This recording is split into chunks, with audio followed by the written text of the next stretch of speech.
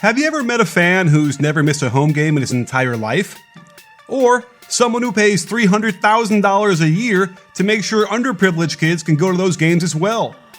What about becoming the first fan to ever receive a championship ring from his team? These aren't three different fans. It's one fan. A Raptors super fan. And no, he's not Drake.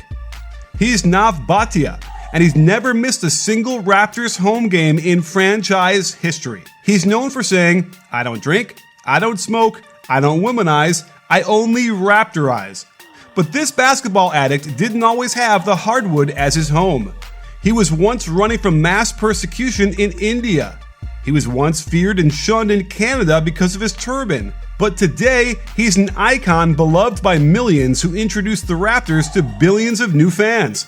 This is a ClutchPoints original documentary on the most loyal superfan in the NBA, Nav Batia. Nav Batia was almost late to a game once.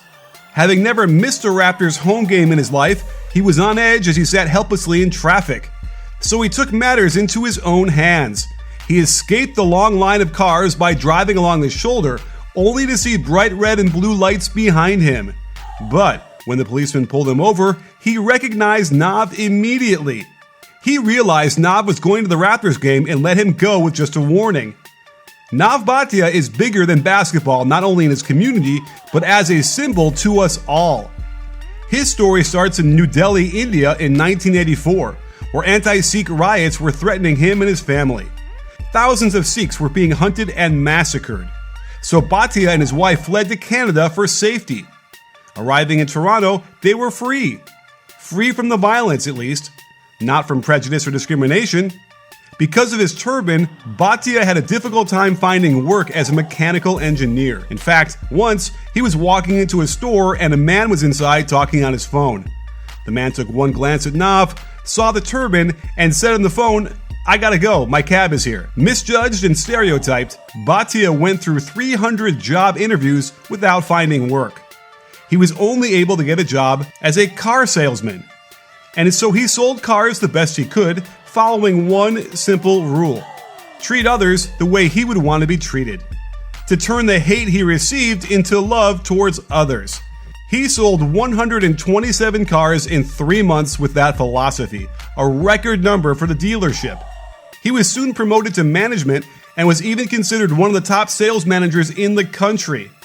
In 1987, Hyundai had a prime opportunity for their top manager, to revive a failing dealership. Batia agreed to go, but the first day he arrived, 8 of his 10 salespeople quit on him.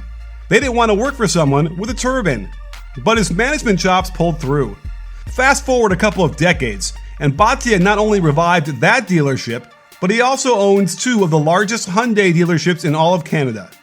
Now I know what you're thinking. What does this have to do with basketball? It started in 1995, when a new basketball team came to Toronto, the Raptors. Batia bought 2 courtside seats and went to his first game in November '95. And it was my love at first sight, Batia recalled. It wasn't just the game on the court. It was the diverse fan base reflective of the Toronto area that drew Batia in. And so basketball became his refuge. From then on, he'd show up every game to his courtside seat under the basket.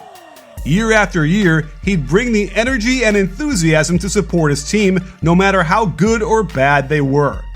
Year after year, players and fans alike got accustomed to this one fan cheering louder than everyone else. And every game, he'd chat up the Raptors players, the opposing team's players, and even the refs. He quickly became a staple at Air Canada Centre. In 1998, Raptors general manager Isaiah Thomas even brought Batia to center court during halftime and presented him with his own personal jersey. It read, fittingly, Superfan. Batia got a new platform and he used it. He wanted to do whatever it took to change the perception of Sikhs in Canada and to help people understand those different from them. So he went to the Raptors for help and they responded. They implemented the Diwali night for Hindus, where they celebrate the New Year right on the Raptors floor. They also had a Vaisakhi night for Sikhs to celebrate their own New Year on the court as well. Batia himself demonstrated his belief in inclusivity by buying 3,000 tickets every year for underprivileged children to come to Raptors games. He wanted kids of all races and religions to have a chance to go to a game just like he did. All in all, he spent over $300,000 every year just on Raptors tickets alone. In 2019, the Raptors returned the favor. When Toronto won their first title, the team presented Batia with a championship ring, the first fan in history to ever receive such an honor. When he first arrived in Canada, he wanted to change the perception of Sikhs in the community. Years later, he's doing exactly that, and also of changing the perception of a typical sports fan in general. He founded the Superfan Foundation in 2018, a nonprofit building basketball courts across Canada to help bring diverse groups of people together through hoops. He's also a global ambassador for World Vision, where he's raised over $200,000 to promote education for girls in India.